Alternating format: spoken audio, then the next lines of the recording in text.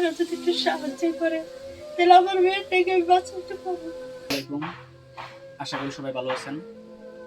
তবে ভালো নেই কাপাসিয়া ইউনিয়ন ৯ নং ওয়ার্ডের একজন মেধাবী ছাত্রী, যে আজকে 4 দিন যাবৎ ঢাকার একটি হাসপাতালে তেজগাঁয়ে আইসিইউতে 4 দিন যাবৎ বাঁচার জন্য লড়াই করছে। তবে তার এই মেয়ের পরিবারের যে অবস্থা আর তার আইসিইউর যে খরচ, তাদের আইসিইউতে প্রতিদিন মনে হয় 15,000 টাকা লাগতেছে। শুধু আইসিইউ বাবদ 15,000 টাকা খরচ হইতেছে। তো এই এখনো থেকে তার জ্ঞান ফিরে না, এখনো তার জ্ঞান ফিরে না, এখনো সে আইসিইউতে আছে, মৃত্যুর সাথে লড়াই করতেছে। আপনারা যদি একটু আমার একটু হেল্প করেন তাহলে আমি যদি একটু মেয়েটার একটু চিকিৎসা করতে পারি। একান্তই নিরুপায় যদি কোনো মানুষ থাকে, আমি আসলে তাদের জন্য এই ভিডিও করি, তাদের জন্য আপনাদেরকে জানাই যে কিছু একটা করার জন্য আহ্বান করি। তো আপনাদের কাছে আমার আহ্বান থাকবে, যারা এই সমাজের হৃদয়বান মানুষ আছেন, এই পরিবারটার পিছনে এই মেয়ের চিকিৎসার জন্য সবাই একটু আমরা যা যা জায়গা থেকে আগায় আসি। আমি ছাত্র সমাজকে আহ্বান করব, এই মেয়েটা তোমাদেরই বোন, ভালো একজন মেধাবী ছাত্রী। তো তোমরা যারা আসছো, যদি এই ভিডিওটা কেউ দেখতে পারো, তোমাদের কাছে আমার আহ্বান থাকবে যে এই একজন ছাত্রীর পাশে তোমরা দাঁড়াও। বর্তমান ছাত্র সমাজ ইচ্ছা করলে অনেক বড় কিছু সম্ভব। তো আমার এই ভিডিওর মাধ্যমে এলাকার হৃদয়বান মানুষ সহ ছাত্র সমাজকে আহ্বান করব, এই মেয়ের পাশে চিকিৎসার জন্য আপনারা এগিয়ে আসেন। তাহলে হয়তো আমরা আসলে এই মেয়েটাকে বাঁচাতে পারবো।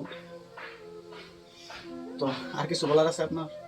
ওরা যদি আমাকে একটু হেল্প করে তো আমি মেয়েটার ইয়া করতে পারবো। এই মেয়েটার উপর আমার অনেক আশা ভরসা।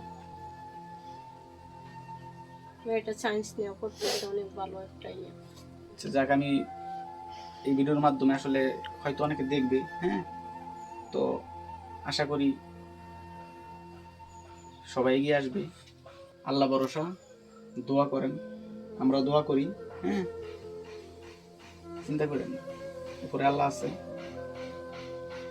আর এখন যে চিকিৎসাগুলো করতেছেন, এখন এখন যে টাকাগুলো অলরেডি তো 4 দিন ধরে সে আইসিইউতে ভর্তি আছে, এটা সম্পূর্ণ বাকি, সব বাকি।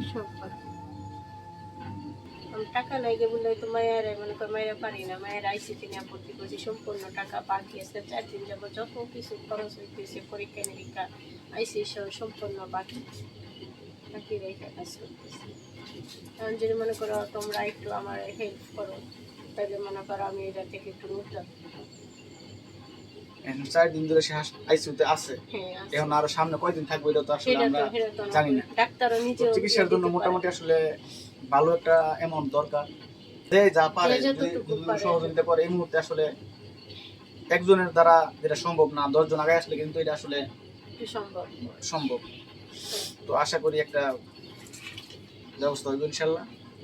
তো আপনারা টেনশন করেন না, হ্যাঁ, আমাদের সবার দোয়া রইল, হ্যাঁ, দেখা যাক কি হয়। তো সবাই ভালো থাকবেন। আসসালামু আলাইকুম।